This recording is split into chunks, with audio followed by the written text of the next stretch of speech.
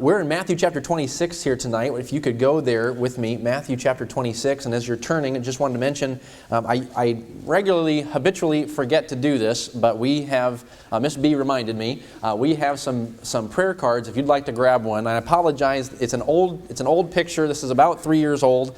This picture here, but all the information as far as contact information and such on the back is accurate. And when we first printed these, we printed 2,000 of them, and I'm not really sure what I was thinking when I did that. I think we've gone through not even a quarter of those.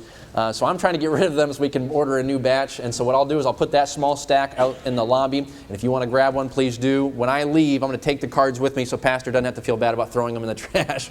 Sometimes I'll be at a church and I'll see a stack of 40, 50 missionary cards. Like, this church only has 15 people. What do you think they're going to do with it? But anyways, so I won't do that to Pastor. Okay, we're in Matthew chapter 26 here this evening. The songs actually tonight is a great segue into what we're going to be dealing with, because if you're familiar with Matthew chapter 26, we are jumping into Jesus' journey to the cross. The messages from last night out of John 15, Jesus has just given that discourse to his disciples. And as they've left the upper room, Judas has already gone to betray him. And so now Jesus and the 11 are making their way up to the Garden of Gethsemane. To the rest of the disciples, this means nothing more than another walk with Jesus going to one of his favorite places. But to Jesus, he knows what is going to transpire in 24 to 48 hours. And as he is entering into the garden, we are going to see a revelation of his humanity that may be shocking to us. But I believe tonight it would be very helpful to us to see the brokenness of Christ. Tonight I want to preach a message entitled Brokenness, Total Submission. Every single one of us have likely experienced something being broken, whether it was a car, a laptop, or a heart. We've all experienced what it's like to have something precious, sentimental, maybe expensive, be crushed and be broken.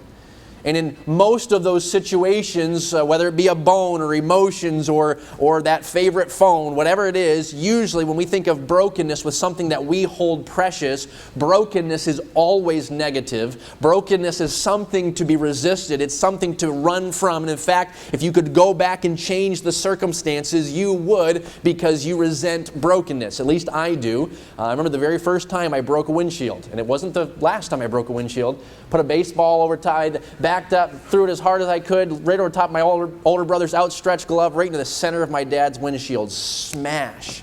That was not a good experience. And the next time I was riding with my brother, someone tickled me. This is unbelievable. Someone tickled me from the back seat. I jolted and put my knee right through my brother's windshield, smashed it just outside of Chicago. Couldn't believe it.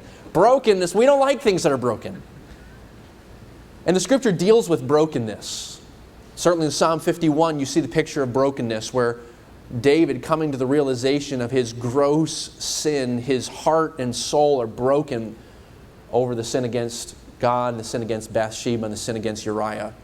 We see in Luke chapter 4 where Jesus says, I have come to heal those who have been broken, those who are bruised. I've come to set at liberty those that have been bound. And Jesus is very interested in healing broken people. But in Matthew 26, though the word brokenness is not used, what we do see here is a picture of brokenness, where even Christ came to a place of total submission, unconditional surrender, and absolute obedience to the Lord's will. Would we tonight see the example of Christ, who is set before us, that of submission, and would we as well follow him in living a life of brokenness? Look with me in Matthew chapter 26, starting in verse 36. Jesus is now in the garden. He has the 11 around him. Verse 36 says, Then cometh Jesus with them into a place called Gethsemane, and he saith unto the disciples, Sit ye here, while I go and pray yonder. And he took with him Peter and the 2 sons of Zebedee, and began to be sorrowful and very heavy. Then saith he unto them, My soul is exceeding sorrowful, even unto death. Tarry ye here, and watch with me. And he went a little further and fell on his face and prayed, saying, "O my Father, if it be possible, let this cup pass from me. Nevertheless, not as I will, but as thou wilt." And he cometh unto the disciples, and findeth them asleep, and saith unto Peter, "What?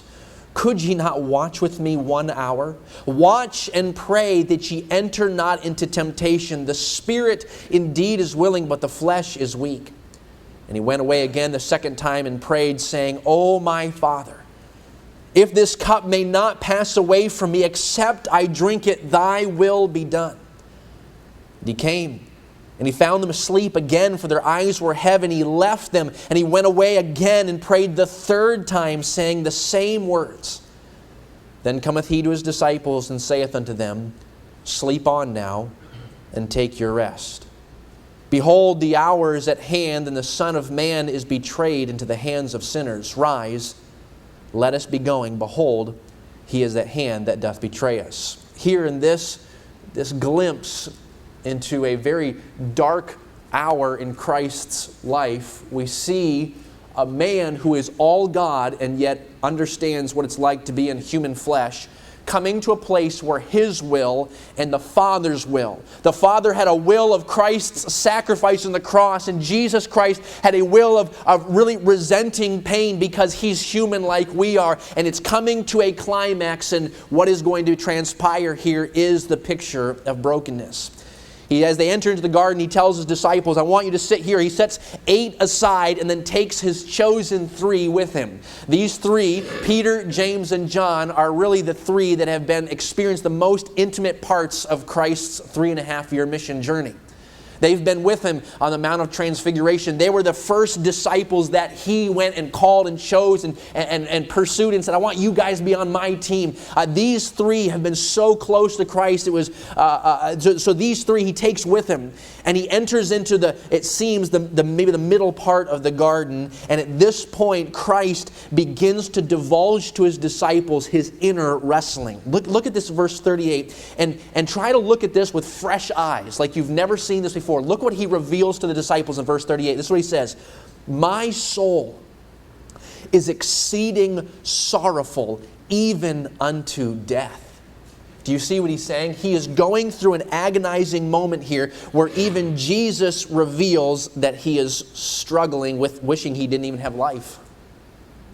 If you've ever heard someone talk about feeling like they've gone through depression, or maybe you'll hear statistics about depression, or you hear there's a church member struggling with depression, it's easy if you have a personality that is always see the cup half full and always sees the sunny side even when it's raining. If you have that personality, you can find yourself thinking, hey, if you're struggling with discouragement, if you're depressed, you're just a weak, immature Christian.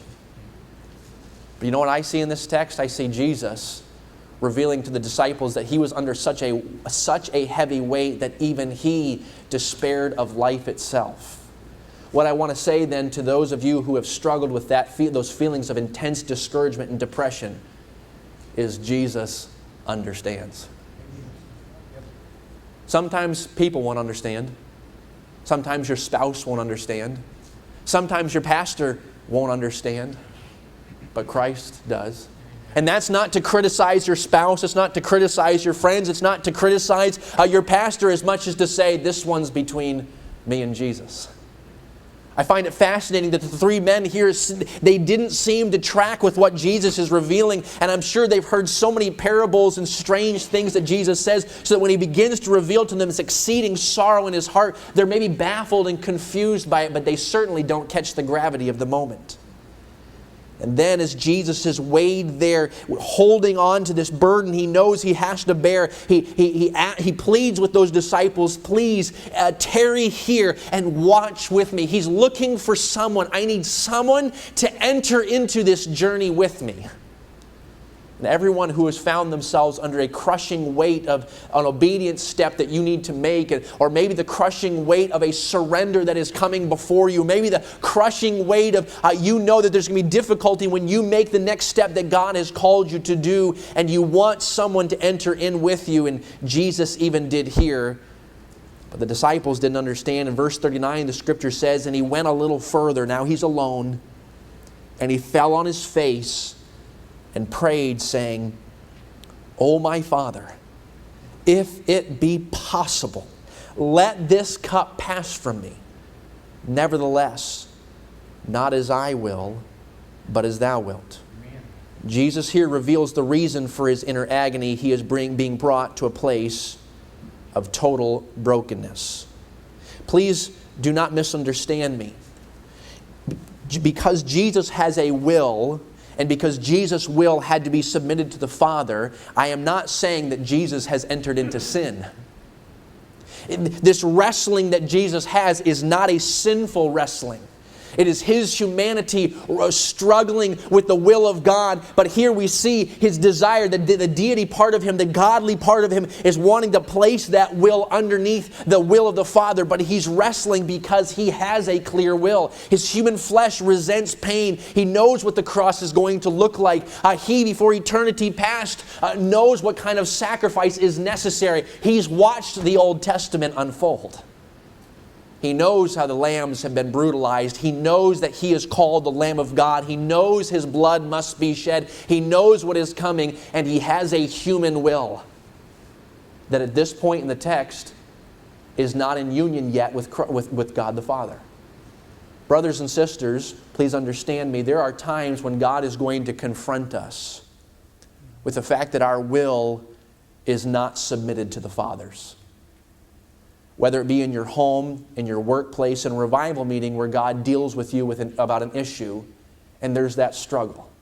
I remember that struggle as a 19-year-old boy in the first semester of Bible college, recognizing that God had called me to preach, and my human will and God's will were at odds at that point. I remember that struggle, that fear of giving up all my dreams of my previous life. And I remember that it was like a roller coaster ride of emotions as I'm wrestling in that counseling room that first week of the semester. Am I going to yield my will to God? We've all been there, whether it be when you got saved, whether or not you're going to submit yourself to God, or a decision of obedience, but that place of finally coming to yield the will, and that's what Jesus does. He reveals, I would love for this cup to pass. Nevertheless, not as I will, but as thou wilt. Look at verse 40. After making that statement, in my thinking, that's where the story should end. He submitted, it's done. Look what happens here. Verse 40, he cometh unto the disciples and findeth them asleep, and saith unto Peter, "What? Could ye not watch with me 1 hour? Watch and pray that ye enter not into temptation. The spirit indeed is willing, but the flesh is weak." As he comes out of the garden, he's looking for the disciples, his chosen three, who he was longing. If there's anybody of the disciples who should be able to enter into his agony, if there's any of the disciples that he has revealed the most of his inner self to, it's those three. And he's looking for those three to understand and enter in with them, and they're asleep. Because often the journey of brokenness is a lonely journey. Often the journey of brokenness is misunderstood.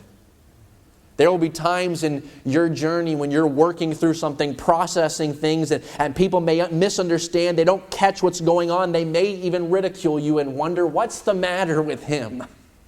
What's the matter with her? And you don't need to defend yourself. You don't need to try to make excuses. But to recognize that even Christ understands what a lonely journey of brokenness is. And now look at verse 42. And this was what I find fascinating. He leaves the three disciples there who are asleep and turns back into the middle of the garden. Verse 42, and he went away again the second time and prayed, saying, "O my Father, if this cup may not pass away from me, except I drink it, thy will be done." Do you see what he is saying?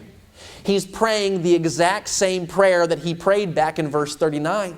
Now, in my thinking, Jesus, when he prayed 39, "Lord, I want this cup to pass from me, but hey, not my will, yours." In my thinking, journey's done. Brokenness is over. It's finished. He's submitted, and we're all done. But he goes back into the garden a second time because he's not through yet. I want us to understand something, and I'm trying to toe a very careful line because I do not in any way want to give us a thought that Jesus is in sin because he's not submitted. But what I do want us to see is brokenness sometimes takes time. Sometimes it's a process that's not easy. Sometimes it's a process that's agonizing. Even when Christ was hanging on the cross, it wasn't a quick and easy and painless death. No, it was a 6-hour trial of agony, because dying to self takes time. Death takes time sometimes. And so can brokenness be. Several summers ago, I was preaching at a camp. I think it was 2 summers ago. I was preaching at a camp that I've preached several times at.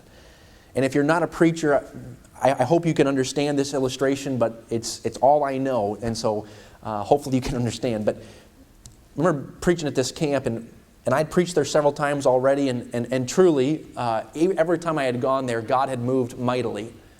And so I had a reputation to continue, to keep up, if you track with me. And I got into this camp 2 summers ago, and we get into the first week. It's junior week. And I don't do well with juniors. I mean, I think I can do okay with them, but it's certainly not it's not the people I enjoy preaching to. And we get into the week, and I'm struggling. I can't get clarity in the preaching. I feel like the words are falling off the end of the pulpit. My notes don't make sense in my head, and I feel like I'm just blundering through every message. And immediately I'm beginning to fear they're not going to have me back. I'm not making a difference. We're not getting the numbers that maybe we've seen in past years. And I thought, well, maybe this is just a slump that I'm in. I need to pray some more. And so the next day, a new day of camp starts, and the next day is just like the first. And the third day, and the fourth day, and to be totally honest, that whole week of junior camp, I felt like I laid egg after egg after egg. That's preacher talk for just blowing it. To the point where I thought to myself, man, if any kid got anything out of that week, that'll only be glory to God, which is probably where we ought to be most of the time. But I thought, well, I'll get a weekend of rest, and I'll pray and seek the Lord, and we'll start into the teen week, and hopefully teen week is better. I preached the Sunday in between the 2 weeks and start into teen week. Monday night, kick off the week of camp, and I lay another egg, at least in my thinking I do. And I remember going back to my room, and at that point I was also traveling back to church to study during the day, and I'm wrestling going, God, what are you doing? God, I don't understand this. God, these kids aren't going to be impacted. I just messed up a whole week of camp. God, this is not good. And God began to deal with me and say, Caleb, who are you worried about? And I had to be honest and say, Lord, it's all about me. It's my reputation that's on the line. It's my itinerary that's on the line. It's my effectiveness. It's what the kids' testimonies when they go home and testify to the church, and the pastors say, what in the world? Who do they have preaching? It's all about me that's on the line. And God began to deal with me and say, Caleb, would you be willing to die to self? Would you be willing to be broken and let all of that go if you would just be obedient to me? And I wrestled. Tuesday, I'm wrestling all day long because truly I was so fearful to let go of my reputation, to put it fully in God's hand and have nothing to defend myself over, and I wrestled. That's the journey of brokenness. Sometimes it's a wrestling. Sometimes it takes time. It's when you realize you messed up at work and you have to go in and apologize to your employer, and you're in your head you're saying, I can't afford to go and apologize to my employer. He'll think Christians are, what kind of testimony are we? And I'm going to lose reputation. And it's that wrestling. But in that wrestling, God's taking us to a deeper level of brokenness. And I remember that Tuesday afternoon when finally I'm sitting in the parking lot of the church. And there was 3 individual areas that God was dealing with me about that I needed to surrender. And I picked up 3 stones. I don't know why, just maybe for the imagery it helped me, but I picked up those 3 stones and I put them in my hand. It's like they represented everything of my will, my reputation, my itinerary, my whatever it was. And they meant so much to me, my desires. And I had those in my hand. And I'm, Lord, I don't want to give in. My will and thy will. And I remember finally just taking those 3 stones, so sick of the wrestling, taking these 3 stones, just chucking them across the driveway and saying, Father, I'm done. If I don't preach another good message, if I don't get scheduled for another meeting, but to be submitted to Thee and let You have my reputation and You have my will, God, I want to be done fighting. That was a 1.5 week, a 9-day journey. I'm telling you, that Tuesday night, I will never forget that service. It was like the Spirit of God was unleashed. I preached like I had never preached before, and it was not because I had any better notes. And I'm telling you, God came down in that service. A girl leaving the aisle, she went to the back that she had been struggling with bitterness for 2 years because her youth pastor had molested her. A young lady that has every right humanly to be bitter. And that night God moved. She'd been at camp for 3 summers and never had moved. That night God dealt with her, and bawling after an hour sitting with her counselor, she gave testimony, I'm letting the bitterness go. God moved because finally His servant came to a place of brokenness.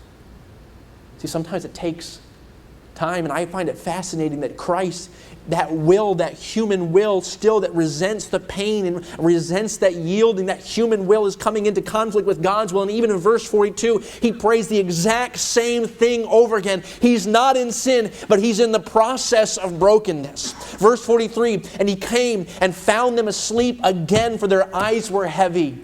There's no one that's riding this journey with Him. No one who understands. It's between He and the Father. Verse 44, and He left them, and He went away again, then prayed the 3rd time, saying the same words. Then cometh He to His disciples, and saith unto them, Sleep on now, and take your rest. Behold, the hour is at hand.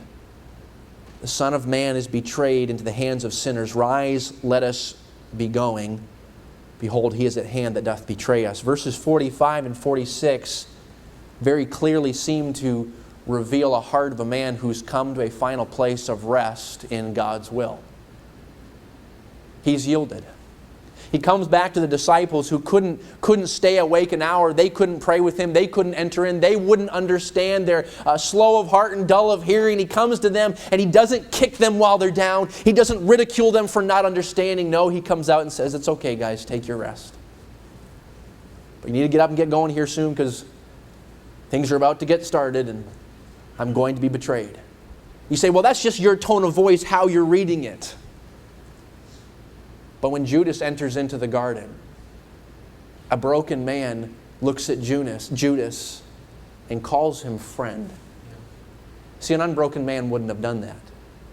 And we see Jesus all the way through the rest of His trial and the crucifixion, not a man who is lashing out and biting back, but a man who simply surrendered to the will of God. May I ask you tonight this simple question? Are you yielded to the Father's plan? Have you come to a place of brokenness? Dying to self, brokenness, a total submission, a yielding of my wants, desires, and yielding it to the Father. Certainly there are pinnacle points in our journey. I mentioned to several of them when I surrendered to preach, and a point at that camp in West Virginia. There are major points that we may hit, but this is a regular journey, a daily journey where God is bringing us to places where we have to say, Father, I am yielding my will in this decision. Father, I'm yielding my desires in that future relationship. Father, I'm putting my being into your hands. This is a regular journey. May I ask you, men, are you regularly marked by brokenness?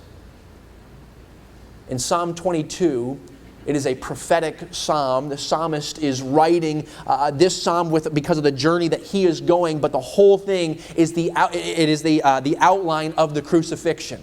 It is the psalm that starts with, my God, why hast thou forsaken me?" which is the quotation that Jesus quotes from the cross. But in Psalm 22, the psalmist states, "I am a worm and no man." One author wrote that is the picture of brokenness that Christ demonstrated. Have you ever considered what a worm looks like? It rains hard outside and you pick that little worm up off the surface of the ground, you put it in its hand, and that worm is completely at your will. The worm has no offense. The worm has no defense. There is nothing a worm can do but be submitted to your every whim and wish. That's the picture of brokenness. Are we at the very will and wish of our Master? Do you find yourself regularly, your offensive side, being angry and aggressive at others or even towards the will of God? Do you find yourself recoiling and being defensive of your personality and of your reputation? It's interesting when you contrast a worm and a snake. The snake, when cornered, he strikes. The worm, when cornered, can do nothing. Are we marked by the picture of brokenness? See, I don't think it's just a Western culture. Human nature in general does not like brokenness. But certainly in Western culture, certainly in America, and I'm not trying to step on toes, but certainly in a John Wayne state like Texas, it's easy to put a great amount of value on our individualistic pride and not be the picture of Christ. I watched a lot of John Wayne movies growing up until God began to deal with me that John Wayne's not a very good role model for a Christian. I'm not saying there's anything wrong with being pro-America. I am pro-America, and pro-law and order. I'm pro-law and order. But the attitude of make my day, punk, I know that's Clint Eastwood, but that attitude doesn't work well in Christianity. See, the truth is, some of us, because we're second or third generation Christians, because we've been saved so long, and because we've forgotten what it was like to be under the slave holding of the devil, we've forgotten our role and our need to be regularly submitted to our master.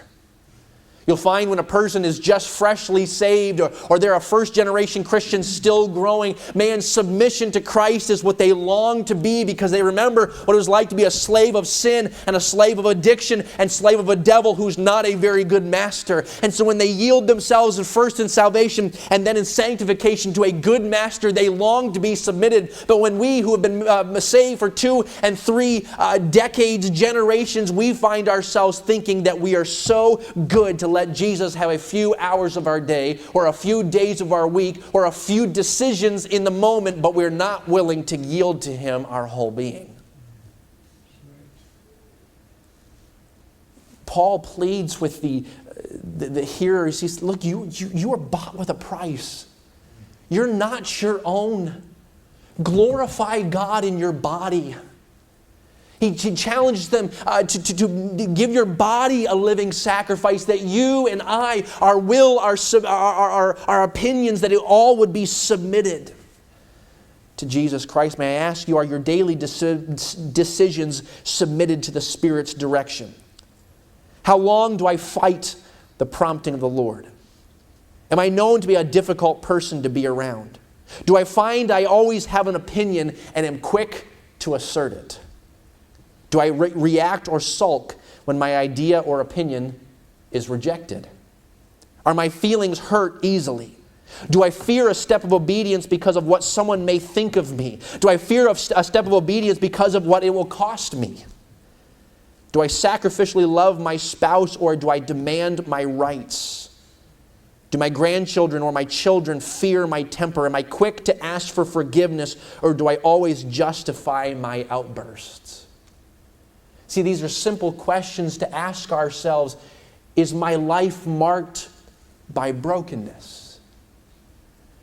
I was talking to my wife even about this today. There are several red flags that the Spirit of God is so gracious to lift, to raise in my spirit and my life when I am starting down the road of not being a broken man.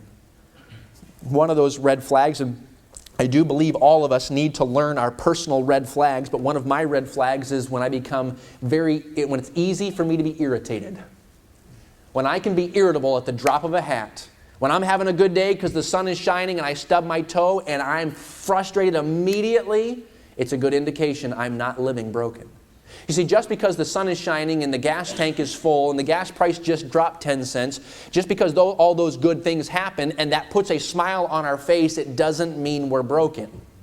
As soon as something challenging comes, as soon as our will is conflicted, our will is brought to a place of whether or not we're going to yield, that is the test of our brokenness. And so are you a person who's easily irritated? It's one of my red flags. How about impatient?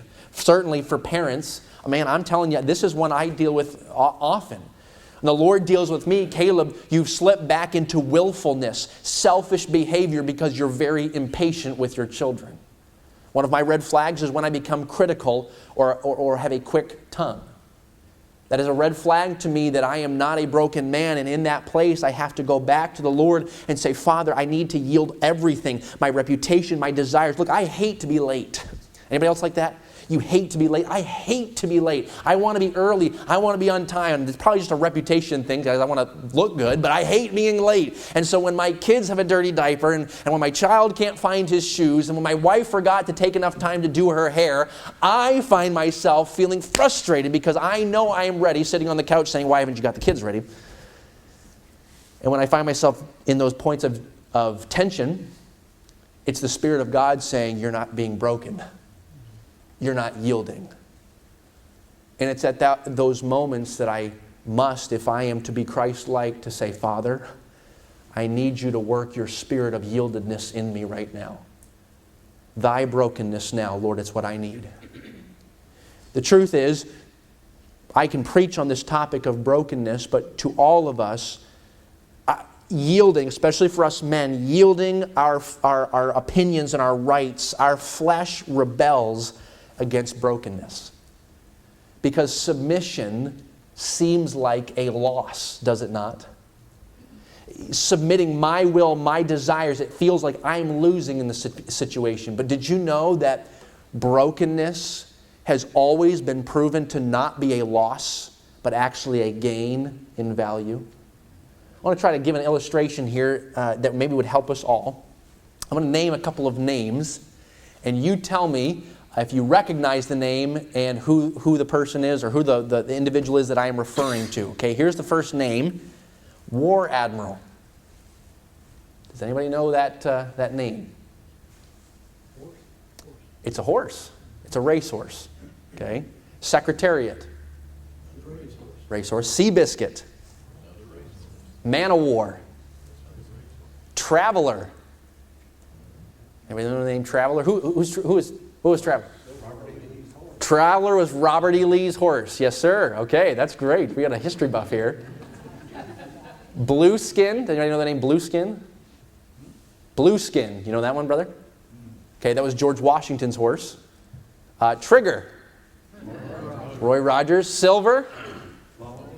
Mr. Ed. Okay, I don't know if Mr. Ed had an owner. I think he was just his own guy. You know what is interesting about all those horses? They were all broken. Now consider this significance. All of those horses are incredibly valuable. Most of them are dead. Incredibly valuable. In fact, according to ESPN, when Man of War, and Man of War, he was the fourth winner of he was regarded as the greatest racehorse in the 1920s. I think actually he and Babe Ruth shared a column on the New York Post as being like the athletes of the year. If I remember, I wasn't born then, but I read about it. I don't know if anybody else remembers that day. Just kidding. Okay, but anyways, Man of War, according to ESPN, a Texas oil millionaire offered $500,000 to the owner of Man of War because he wanted to buy the horse. The owner turned it down, so the millionaire offered $1 million to the owner. This is back in the 1920s. $1 million to the owner of Man of War, and Samuel Riddle, who was the owner there, refused again. Finally, the millionaire offered him a blank check and said, you fill in the sum, I want the horse. And Samuel Riddle was quoted to have said, according to ESPN, the colt is not for sale. Because Samuel Riddle recognized, I have a gem here, but he did not have a gem just because of his bloodlines. He had a gem because he was broken. Consider the horse Trigger. We all know Trigger, Roy Rogers. Trigger has been known as the most famous horse on the silver screen. I believe he did something like 81 films with Roy Rogers when Roy was with Republic. When Trigger died at the age of 33, they stuffed him, so he literally was a stuffed animal, and they put him up in a museum. I think it was the Roy Rogers Dale Evans Museum. When that museum was sold, Trigger was sold, and the stuffed animal was sold to the RFD TV network for $266,000. That's more than I make in a year. I don't know about you. See, all these horses that I have just mentioned to you were worth incredible amounts of money, because they were broken. Today, if you were going to go and buy a broken horse, maybe a 2 or 3 year old horse where the owner has broken them, the horse is now submitted, you can put a saddle on him, you can put a bridle on him, you can ride the horse. You're starting at somewhere around $6,000, and it can go all the way to $35,000, $45,000, $50,000, depending on to what level he is submitted. But if you want to buy an unbroken horse, a 2-year-old colt that's never been ridden, do you know how much you can buy one for? $600. Because every horse owner knows, even if he has good bloodlines, he's worth something, but only so much until he submits his will. In studying for this message, I just out of curiosity, I Googled the top 100 famous horses in history. Do you know all 100 horses, what they all have in common? They're all broken. In fact, if you go through history, you will not find a famous horse who has made his mark on history who wasn't broken. May I put it this way simply, church family? Just as history has not been marked by an unbroken horse, so Christ's kingdom has not been marked by unbroken men. A true test of my brokenness is my obedience. We talked about that last night. My obedience is a measure of my brokenness. Little obedience, little brokenness. Small compromises, it means minimal surrender. Regular disobedience, it reveals there's no relationship. We dealt with that truth last night, and if you weren't here, I would encourage you to go back and listen to that. We dealt with last night that when Jesus gives us an opportunity to be obedient to Him, what that is where I take my will and submit it unto the Spirit's will. When I take my desires and I put it under Jesus' desires and I choose to be obedient to Him, I enter into a relationship with Him that I could not have experienced any other way but through obedience and submission. 1 John tells us, Pastor and I were talking about this verse today, 1 John tells us that if a man says, I know Him, and he's not talking about salvation, he's saying, I've got a relationship with Him. Man, I know Jesus. And the Bible says, if a man says, I know Him, but disobeys the commandments, the Bible says, that man's a liar. Because you can't know Christ without submission. One of the things that helps me in wrestling this through is realizing that Philippians 3 tells us that I may know Him, the power of His resurrection, and the fellowship of His sufferings. There is a level of a relationship with Christ that you will never experience until you go through the sufferings of brokenness. Could I just ask us tonight, really, this is all the message is. We're going to close here in just a moment. Could I ask us, is your home marked by brokenness, moms? Or is it marked by impatience, irritation, quick words, a lack of asking for forgiveness?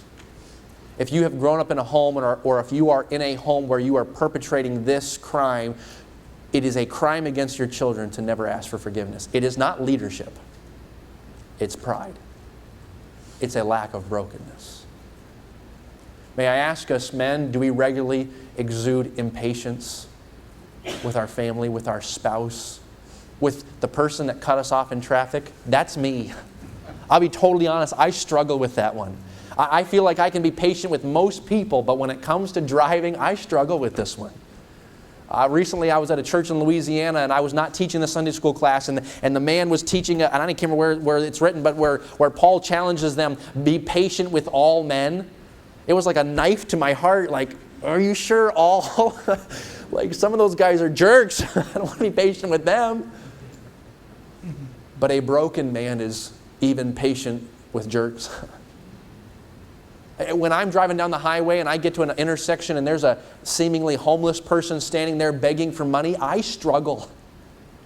My blue-blooded conservative Republican, all that, I struggle. But I believe that Christ would be patient with them because He was a broken man. I'm not saying that you need to fork out $100 because you're probably aiding their drug addiction, but what I am saying is we ought not chew them out like I have found myself wanting to do. Brokenness. It is actually the place of value. It's where you find freedom. Any wild stallion, the maverick that we put on calendars and that men paste on their flight helmets, that we make political slogans out of, and we say, man, now that's a man, Top Gun, baby. He doesn't listen to anybody. That's actually not a man. That's just pride. And there's no value in that. There's no freedom in that. Oh, a maverick has freedom, but freedom for what? A maverick lives in the cold when it's snowing because no one cares about him. He lives with disease and injured feet because there's no farmer, there's no rancher, there's no courier to take care of him. No one cares for a maverick. Oh, he has freedom, but he has no significance. And so may we, church family, follow the example of Christ in submission to live a life truly of freedom and of brokenness. Andrew Murray says, just as the water ever seeks to fill the lowest place, so the moment God finds you abased and empty, His glory and His power flow in. That's what we're looking for. That's revival. That's pleasure and fellowship of suffering.